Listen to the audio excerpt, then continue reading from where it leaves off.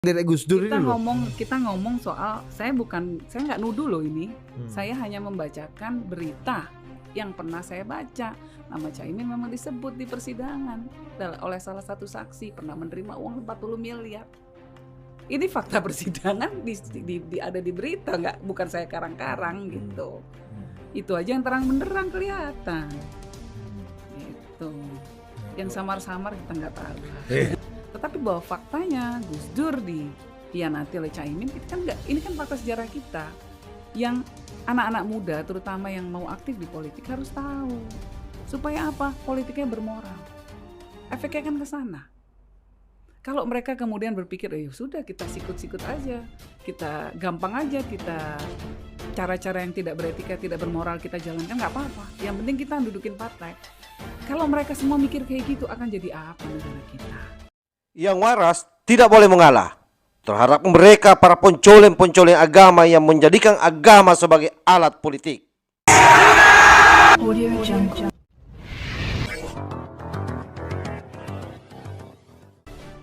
Saya menerima itu sebagai realita politik di Indonesia, memang seperti itu. High cost. Politik Indonesia high cost, costnya tinggi banget, berbiaya tinggi sekali. Ya artinya Caimin yang quote unquote tadi ya disebut dalam fakta persidangan. Nggak itu berkhianat sama Gus Dur lah ibaratnya gitulah, bahasa singkatnya lah ya. Itu aja bisa mengumpulkan uang yang cukup banyak untuk mengkonsolidasi dan membiayai pelumas partai ini. Kenapa yang asli Gus Dur ini nggak bisa konsolidate logistik dan infrastruktur politik itu, Mbak? Beda dong.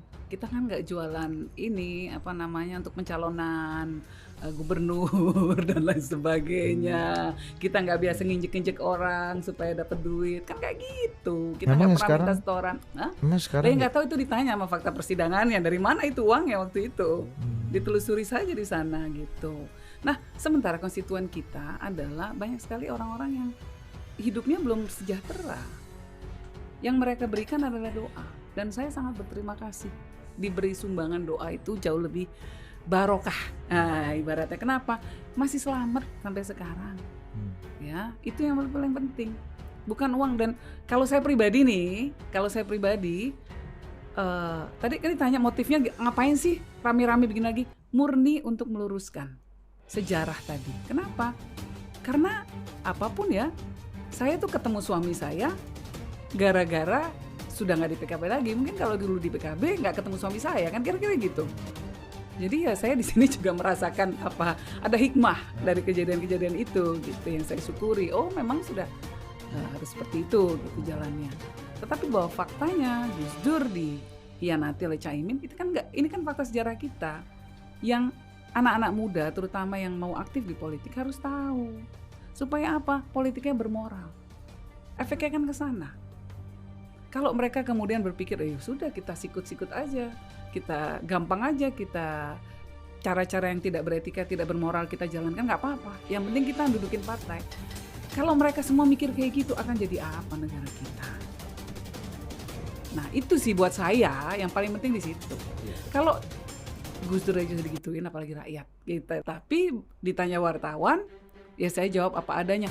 Yang ngomong soal elektabilitas Caimin rendah emang cuma saya. Kan bukan saya juga. Banyak pengamat yang ngomong gitu. Kenapa yang dibully cuma gue? Kan kira-kira gitu.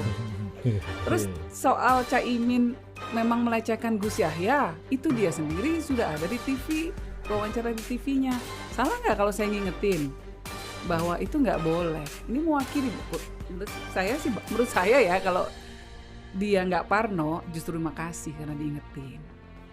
Karena apapun PKB, banyak sekali orang NU yang konstituen PKB. Ini kan harus ditenangkan, jangan dibikin gelisah. Nah, kalau saya ngingetin itu, salah nggak sih? Nah, kalau buat orang yang parno salah, menurut saya, karena ngerasa gelisah. Tapi kalau jiwanya tenang gitu ya, jiwanya tidak gelisah, tidak merasa bersalah, menurut saya dia nggak akan merespon seperti itu. Tapi bagus juga, nanti Caimin bilang enggak, saya nggak merasa bersalah. Iya, saya gelisah aja katanya. Saya nggak merasa bersalah gitu kan, kalau dia bilang gitu.